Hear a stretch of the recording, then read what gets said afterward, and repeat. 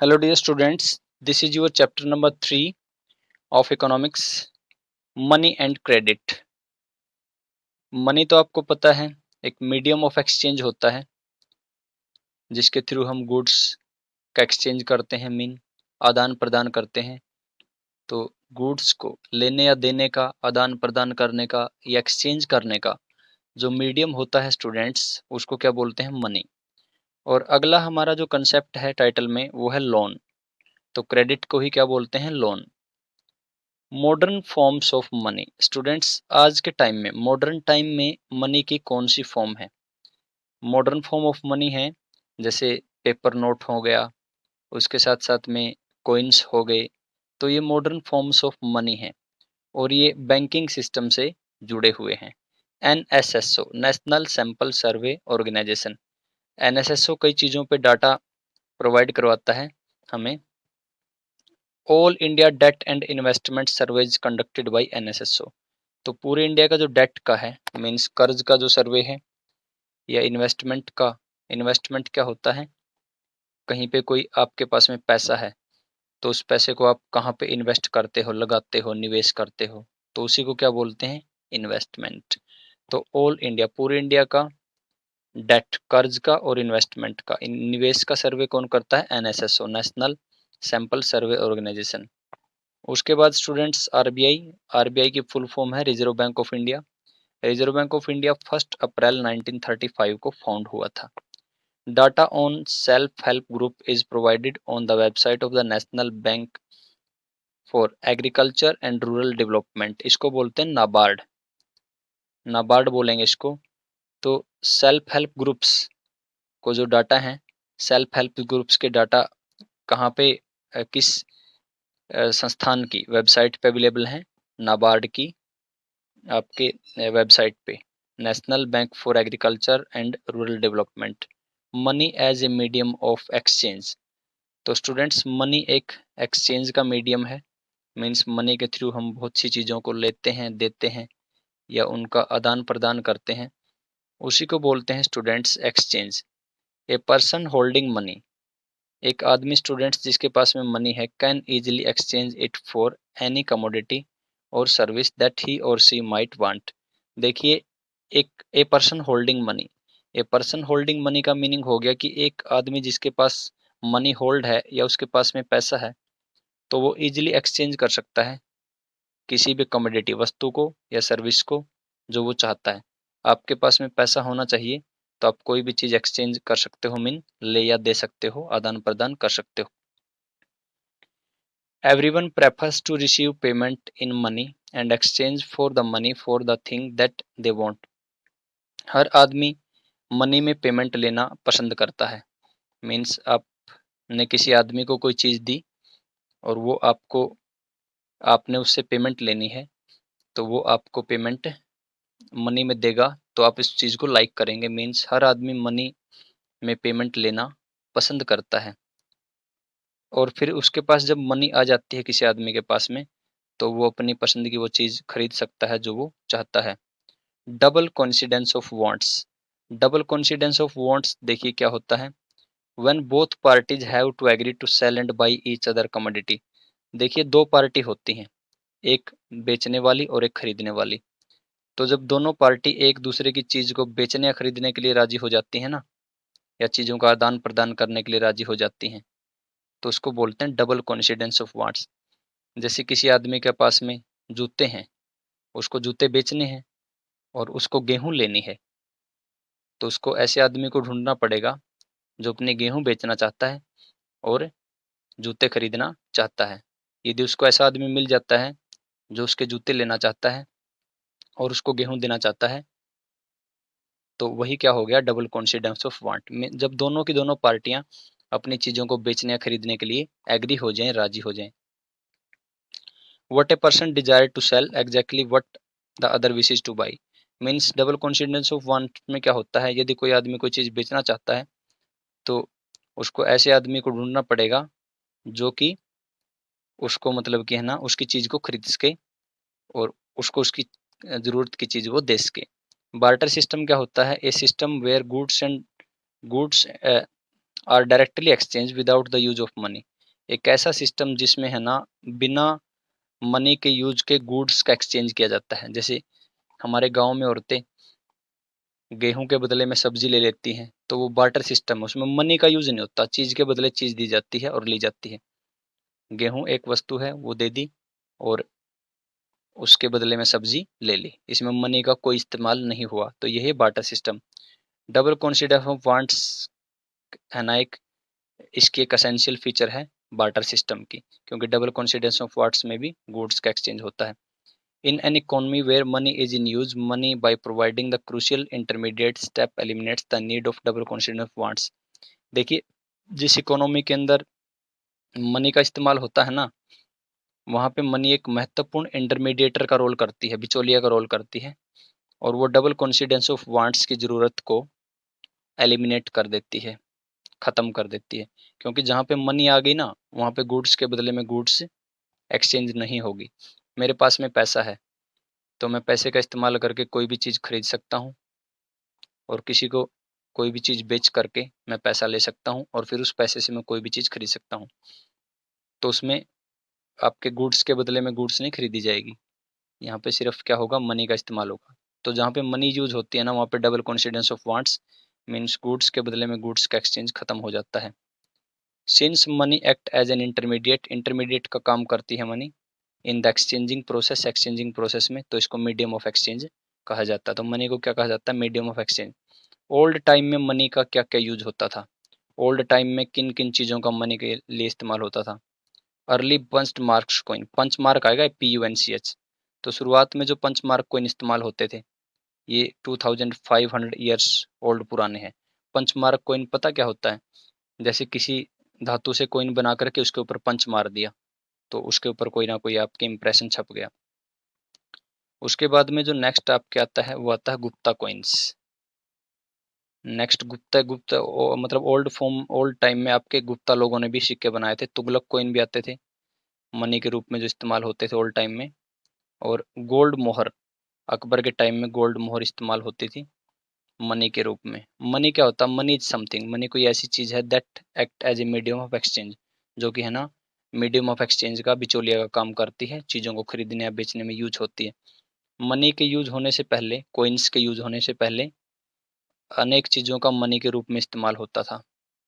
तो बहुत ही early edges, मतलब शुरुआती सालों में इंडियन लोग ग्रेन का मनी के रूप में इस्तेमाल करते थे, कैटल का, कैटल कौन होता है, मवेशी, गाय भैंस बैल, उनका मनी के रूप में इस्तेमाल करते थे। उसके बाद फिर है ना मेटेलिक कॉइन आए, जैसे गोल्ड सिल्वर कॉपर के कॉइन, इनका मनी के रूप में इस्तेमाल होने लग गया। तो आज तक ये चल रहे हैं कॉइन आपके। तो शुरुआत में देखिए ग्रेन और कैटल का इस्तेमाल होता था, फिर उसके बाद कॉइन आए गोल्ड सिल्वर के, और उन कॉइन का आज भी इस्तेमाल होता है।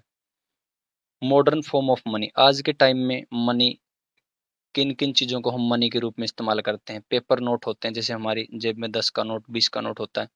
कोइन का, सिक्कों का इस्तेमाल करते हैं। हमारी जो बैंक में पैसा जमा है, डिपॉजिट है, वो भी हम मनी के रूप में इस्तेमाल करते हैं। चेक, कई बार हमारे पास मनी ना हो तो हम एक आपके चेक दे देते हैं, वो भी मनी के रूप में इस्तेमाल होता है। क्रेडिट कार्ड, क्रेडिट कार्ड क्या होता है, जिससे हम क्रेडिट लोन ले सकते हैं।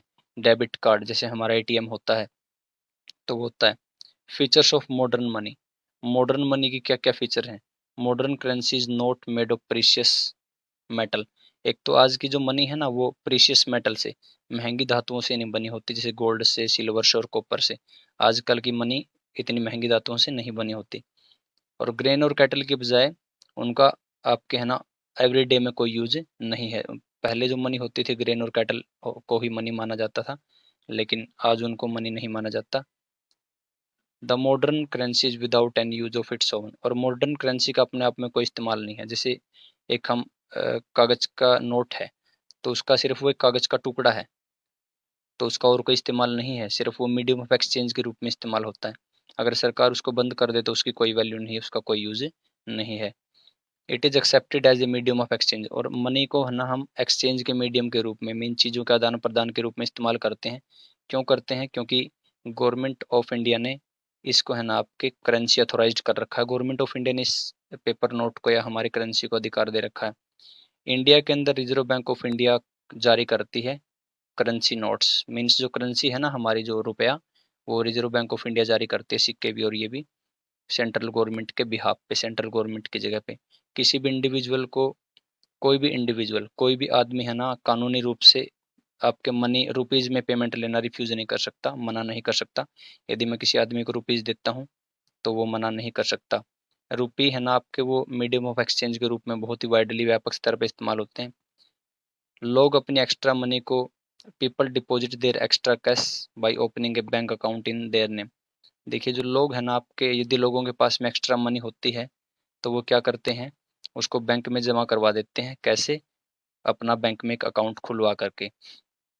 Banks accepted the deposit and also pay an amount as interest on the deposit. Bank क्या करती है, एक तो लोगों के एक्स्ट्रा पैसे को डिपॉजिट कर लेती है, जमा कर लेती है, और उसके साथ साथ उस पैसे के ऊपर लोगों को इंटरेस्ट भी देती है, ब्याज भी देती है। इन दिस वे, इस तरीके से पीपल मनी इज सेफ, लोगों की मनी सेफ रहती है बैंक के अंदर, और इसके साथ साथ लोगों को एक बेनिफिट और होता है, उनको इंटरेस्ट भी मिल जाता है। तो people also have the provision, लोगों के पास में प्रोविजन होता है, मीन्स प्रावधान होता है किस चीज़ का, कि वो अपनी मनी को विड्रॉ कर सकते हैं जब उनको रिक्वायर होती है।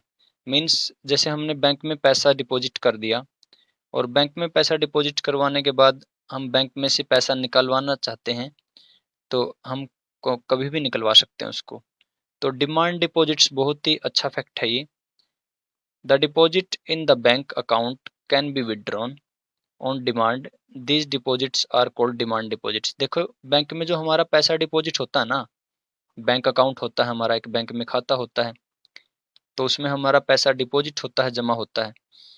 तो हम अपने पैसे को डिमांड करके कभी भी विड्रॉ कर सकते हैं, निकलवा सकते हैं।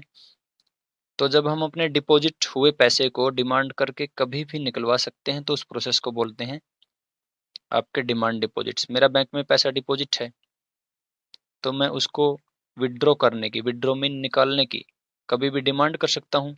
मेरा पैसा है, कभी भी निकलवा सकता हूँ, तो उसको बोलेंगे demand deposits. Demand deposit also provides the facility of cheque. देखिए जो डिमांड डिपॉजिट होता है ना, वो चेक की फैसिलिटी भी प्रोवाइड करवाता है। तो चेक बताएंगे क्या होगा आगे, चेक क्या होता है। For payment through cheque, cheque के थ्रू यदि आप पेमेंट करना चाहते हैं, द पेयर, पेयर कौन होता है, जिसको पैसे पे करने होते हैं, who has an account with the bank. देखिए यदि कोई आदमी चेक के थ्रू पैसे पे करना चाहता है तो पेयर का एक बैंक में अकाउंट होता है, और मेक्स आउट ए चेक, और वो अपने अकाउंट से एक चेक बनवाता है स्पेसिफिक अमाउंट का। ठीक है ना, अपने बैंक अकाउंट से एक चेक बनाएगा वो, किसके लिए, जिस आदमी के उसको पैसे देने हैं। चेक क्या होता है, देखिए a cheque is a paper, cheque एक पेपर होता है, एक मीन्स आपके कागज का टुकड़ा होता है जो कि इंस्ट्रक्ट करता है, इंस्ट्रक्ट मीन निर्देश देता है बैंक को, किस चीज का, टू पे स्पेसिफिक अमाउंट, एक विशेष राशि देने का या पे करने का इंस्ट्रक्ट करता है cheque. From the person's account to the person in the name the cheque has been issued. Means एक आदमी के अकाउंट से दूसरे आदमी के अकाउंट में पैसा जाएगा, और किसके अकाउंट में जाएगा, जिसके नाम पे चेक बना है। जैसे मैंने किसी से पैसे लेने हैं तो वो मेरे को चेक बना के देगा, और वो मेरे को चेक बना के देगा तो वो मेरा नाम ही लिखेगा ना, तो मैं अपने बैंक में लगा दूंगा उसका दिया हुआ चेक, और उसके बैंक अकाउंट से मेरे बैंक अकाउंट में पैसे आ जाएंगे, और बिना कैश के है ना मनी ट्रांसफर हो जाएगी एक बैंक अकाउंट से दूसरे बैंक अकाउंट में।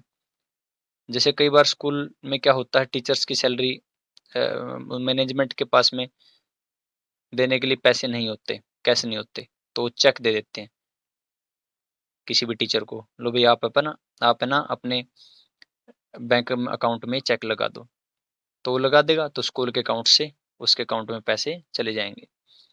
The facility of cheques against the demand deposit makes it possible directly settled payment without the use of money.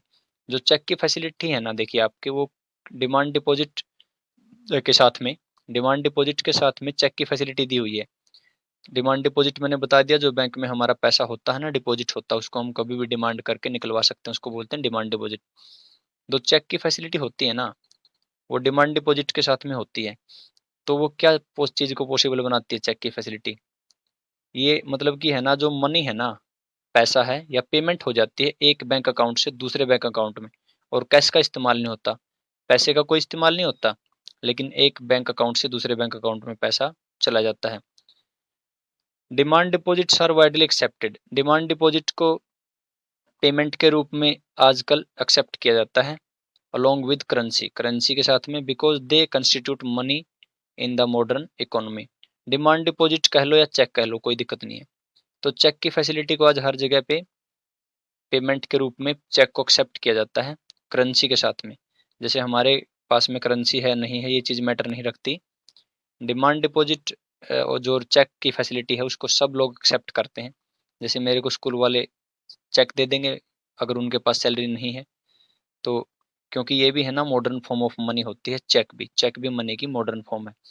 हमने देखा था ना मॉडर्न फॉर्म ऑफ मनी क्या होती है, पेपर के नोट होते हैं, कागज के नोट, सिक्के होते हैं, कॉइन्स, डेबिट कार्ड होता है, क्रेडिट कार्ड होता है, चेक की फैसिलिटी होती है, डिमांड डिपॉजिट होती है, ये सारे के सारे मनी में आते हैं।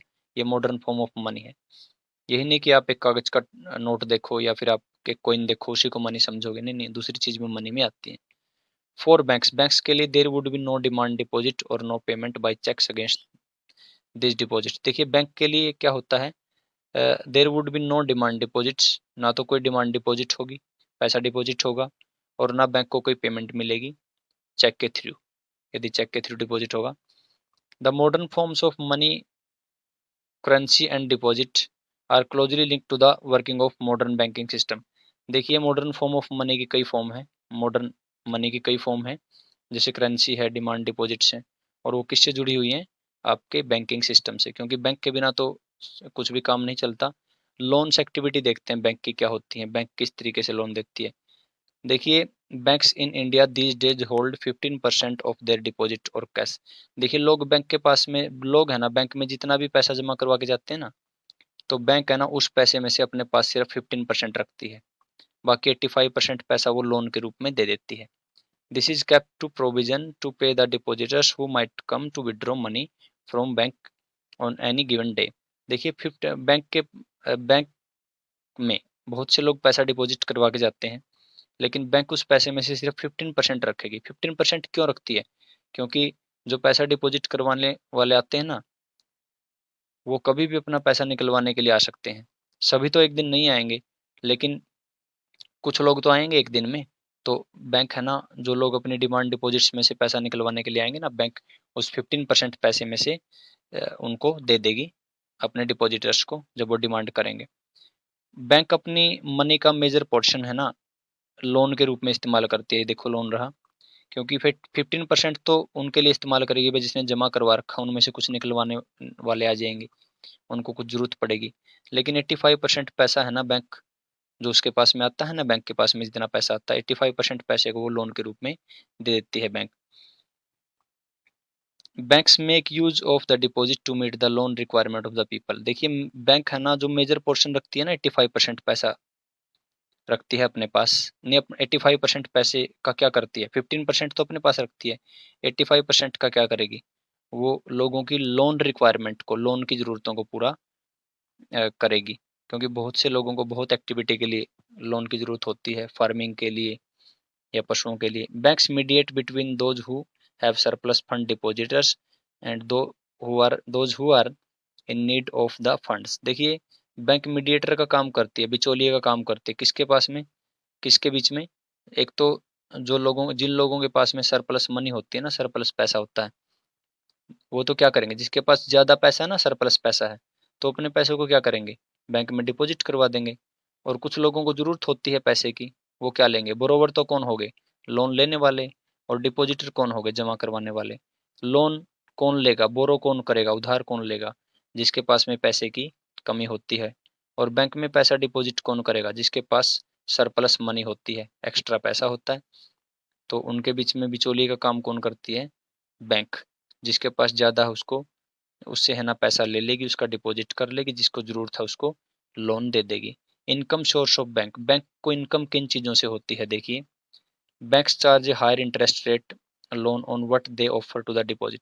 देखिए बैंक है ना क्या करती है, जिन लोगों का बैंक पैसा जमा करती है ना, डिपॉजिट करती है, उनको तो कम ब्याज देती है।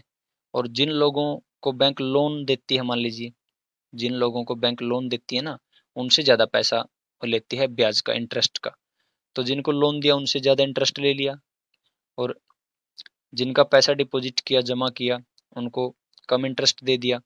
तो जो जिसने जमा करवाया उसको कम दे दिया और जिसको ज़रूरत है उसको ज़्यादा ब्याज लगा दिया। तो ब्याज का डिफ़रेंस है ना, यही बैंक की कमाई का मेन साधन है।